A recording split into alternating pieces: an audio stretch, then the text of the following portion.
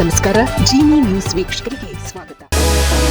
ನಿನ್ನೆ ಮೈಸೂರು ವಿಮಾನ ನಿಲ್ದಾಣಕ್ಕೆ ರಾಹುಲ್ ಗಾಂಧಿ ಸಣ್ಣ ಭೇಟಿ ಕೊಟ್ಟಿದ್ದರು. ರಾಜ್ಯ ರಾಜಕೀಯದಲ್ಲಿ ನಾಯಕತ್ವ ಬದಲಾವಣೆ ಮತ್ತು ಸಂಪುಟ ಪುನರ್ರಚನೆಯ ಚರ್ಚೆಗಳು ಜೋರಾಗಿ ನಡೆಯುತ್ತಿದೆ. ನಿನ್ನೆ ಮೈಸೂರಿನ ಮಂಡಕಳ್ಳಿ ವಿಮಾನ ನಿಲ್ದಾಣದಲ್ಲಿ ಒಂದು ಕುತೂಹಲಕಾರಿ ಬೆಳವಣಿಗೆ ನಡೆದಿದೆ. ತಮಿಳುನಾಡಿನ ಗುಡ್ಲೂರು ಪ್ರವಾಸಕ್ಕೆ ತೆರಳುವ ಮಾರ್ಗ ಮಧ್ಯೆ ಮೈಸೂರಿಗೆ ಆಗಮಿಸಿದ ಲೋಕಸಭೆ ವಿರೋಧ ಪಕ್ಷದ ನಾಯಕ ಹಾಗೂ ಕಾಂಗ್ರೆಸ್ ಮುಖಂಡ ರಾಹುಲ್ ಗಾಂಧಿ ಅವರು ಮುಖ್ಯಮಂತ್ರಿ ಸಿದ್ದರಾಮಯ್ಯ ಮತ್ತು ಉಪಮುಖ್ಯಮಂತ್ರಿ ಡಿಕೆ ಶಿವಕುಮಾರ್ ಅವರನ್ನು ಪ್ರತ್ಯೇಕವಾಗಿ ಭೇಟಿ ಮಾಡಿ ಮಾತುಕತೆ ನಡೆಸಿದ್ದಾರೆ. ಈ ಚರ್ಚೆ ಏರ್ಪೋರ್ಟ್ ರನ್ವೇ ಮೇಲೆ ನಡೆದಿದ್ದು ವಿಶೇಷವಾಗಿದ್ದು, ಮಧ್ಯಾಹ್ನ ಸುಮಾರು 2:30 ಸಮಯದಲ್ಲಿ ದೆಹಲಿಯಿಂದ ವಿಶೇಷ ವಿಮಾನದಲ್ಲಿ ಬಂದಿಳಿದ ರಾಹುಲ್ ಗಾಂಧಿ ಅವರನ್ನು ಸಿಎಂ ಮತ್ತು ಡಿಸಿಎಂ ಹೂಗುಚ್ಛ ನೀಡಿ ಬರಮಾಡಿಕೊಂಡರು. ನಂತರ ರಾಹುಲ್ ಗಾಂಧಿ ತಮಿಳುನಾಡಿಗೆ ತೆರಳಿದ್ದರು. ಮತ್ತೆ ಸಂಜೆ 5:15 ಸುಮಾರಿಗೆ ತಮಿಳುನಾಡಿನ ಗುಡ್ಲೂರಿನಿಂದ ಹೆಲಿಕಾಪ್ಟರ್ ಮೂಲಕ ವಿಮಾನ ನಿಲ್ದಾಣಕ್ಕೆ ವಾಪಸ್ಸಾದ ರಾಹುಲ್ ಗಾಂಧಿ ಸಿದ್ದರಾಮಯ್ಯ ಹಾಗೂ ಶಿವಕುಮಾರ್ ಅವರನ್ನು ಭೇಟಿಯಾದರು.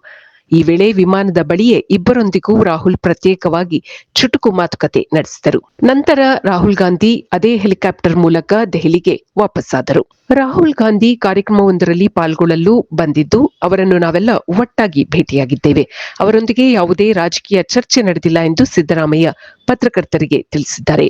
ಆದರೆ ಮೈಸೂರು ವಿಮಾನ ನಿಲ್ದಾಣದ ಭೇಟಿಯ ನಂತರ ಉಪಮುಖ್ಯಮಂತ್ರಿ ಡಿಕೆ ಶಿವಕುಮಾರ್ ಅವರು ಮಾಡಿರುವ ಒಂದು ಟ್ವೀಟ್ ಈಗ ಹೊಸ ವ್ಯಾಖ್ಯಾನಗಳಿಗೆ ದಾರಿ ಮಾಡಿಕೊಟ್ಟಿದೆ. ಪ್ರಯತ್ನ ವಿಫಲವಾದರೂ ಪ್ರಾರ್ಥನೆ ವಿಫಲವಾಗುವುದಿಲ್ಲ ಎಂದು ಡಿಕೆಶಿ ಮಾರ್ಮಿಕವಾಗಿ ತಮ್ಮ ಪೋಸ್ಟ್ನಲ್ಲಿ ಬರೆದುಕೊಂಡಿದ್ದಾರೆ. ಅಧಿಕಾರ ಹಸ್ತಾಂತರ ಅಥವಾ ಮುಖ್ಯಮಂತ್ರಿ ಸ್ಥಾನದ ಬದಲಾವಣೆಗೆ ಸಂಬಂಧಿಸಿದ ಡಿಕೆಶಿ ಪ್ರಯತ್ನಗಳು ಹಿನ್ನಡೆ ಅನುಭವಿಸುತ್ತಿದೆಯೇ ಎಂಬ ಪ್ರಶ್ನೆಗಳು ಮೂಡಿವೆ. ಅಲ್ಲದೆ ರಾಜಕೀಯ ಹಾದಿಯಲ್ಲಿ ಎದುರಾಗಿರುವ ಅಡೆತಡೆಗಳನ್ನು ದಾಟಲು ಅವರು ಈಗ ದೈವಬಲದ ಮೊರೆ ಹೋಗಿದ್ದಾರಾ ಎಂಬ ಪ್ರಶ್ನೆಗಳು ಕೂಡ ಸಹಜವಾಗಿಯೇ ಉದ್ಭವವಾಗಿದೆ. ವಿಮಾನ ನಿಲ್ದಾಣದಲ್ಲಿ ಮುಖ್ಯಮಂತ್ರಿಗಳೊಂದಿಗೆ ಯಾವ ಮಾತನ್ನು ಆಡದೆ ನಿರ್ಗಮಿಸಿದ ಡಿಕೆಶಿ ಅವರ ನಡೆ ಮತ್ತು ಈ ಟ್ವೀಟ್ ಎರಡು ಸೇರಿ ರಾಜ್ಯ ಕಾಂಗ್ರೆಸ್ನಲ್ಲಿ ಎಲ್ಲವೂ ಸರಿಯಿಲ್ಲ ಎಂಬ ಮುನ್ಸೂಚನೆಯನ್ನು ನೀಡುತ್ತಿದೆ.